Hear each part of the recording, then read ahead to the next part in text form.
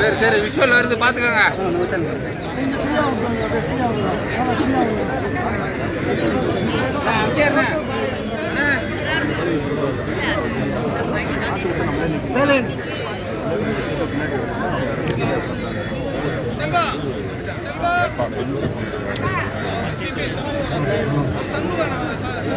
நடந்து முடிந்த தேர்தலில் விஜய் அவர்கள் வந்து வெற்றி பெற்றிருக்காங்க. ஆனாலும் அவருக்கு வந்து பதவியேற்பு பண்ணாம ஆளுநர் அவர்கள் காலம் தாழ்த்துறதை பத்தி என்ன நினைக்கிறீங்க?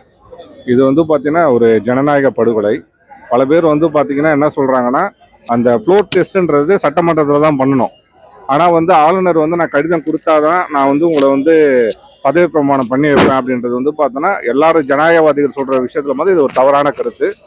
பாஜக தான் வந்து இந்த விஷயத்த பண்ணுது. அவரோட பதவியேற்பை தள்ளி போடுறதுக்கான காரணமும் இதுதான். இது வந்து பார்த்தோன்னா அரசியல் சூழ்ச்சி மாதிரி இதை பண்றாங்க. இதுல வந்து திருமாவர்கள் இருந்து முன்னாள் முதல்வர் வரைக்கும் எல்லாருமே சொல்லிட்டாங்க அவர் வந்து பதவி ஏற்பு செய்யணும் அப்படின்ற மாதிரி. ஆனாலும் இப்ப மீண்டும் விஜய் அவர்கள் சந்தித்தும் அந்த பதவி ஏற்பு செய்யாம ஆளுநர் காலம் தாழ்த்துவது எதை குறிக்குதுண்ணா தமிழ்நாட்டில்?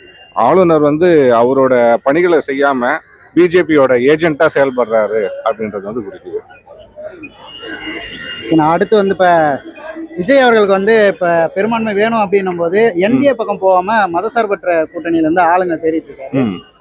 அந்த விஷயத்துல விசிக இணைய வாய்ப்பு இருக்கா? இணைந்தா நீங்க ஏற்றுக்கொள்வீர்களா?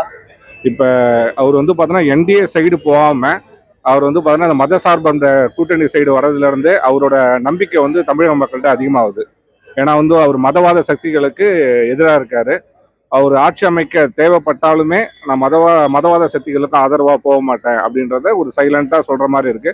ஆனா என்னன்னா இன்னும் ஃபைனலா அவர் வந்து என்டிஏ சைடே போகாம இருந்தாருன்னா தான் அவர் வந்து மதவாத சக்திகளுக்கு துணை போகல அப்படின்றத நம்ம 100% நம்ப முடியும்.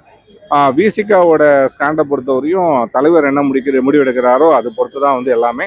ஆனால் தலைவர் வந்து பார்த்தீங்கன்னா எல்லாத்தையும் ஆழ்ந்து சிந்திச்சு எல்லா நிர்வாகிகிட்டையும் வந்து அந்த பற்றி கேட்டுட்டு நாளைக்கு தான் வந்து கூட்டம் கூட்டுறாங்க. அதுக்கப்புறம் அனௌன்ஸ் பண்ணுறான்னு சொல்லியிருக்காரு.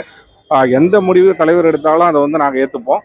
ஆனால் வந்து பார்த்தீங்கன்னா தலைவர் வந்து ஜனநாயக முறைப்படி கூட்டணி தர்மத்துக்கு ஏற்ற மாதிரி தான் அந்த முடிவு எடுப்பார்.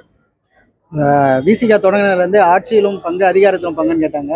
அதற்கான காலம் இப்ப கணிந்திருப்பதா பார்க்கப்படுது. அந்த விஷயம் எப்படி பாக்குறீங்க? மக்களுக்கு நன்றி வேற சொல்லியிருக்காரு தலைவர் அவர்கள். இப்ப வந்து பாத்தீங்கன்னா மக்கள் வந்து கூட்டணி ஆட்சி விரும்புறாங்க, ஓகேவா? ஆனா அந்த கூட்டணி ஆட்சின்றது ஒரு நேர்மையான முறையில வந்து அமையணும்.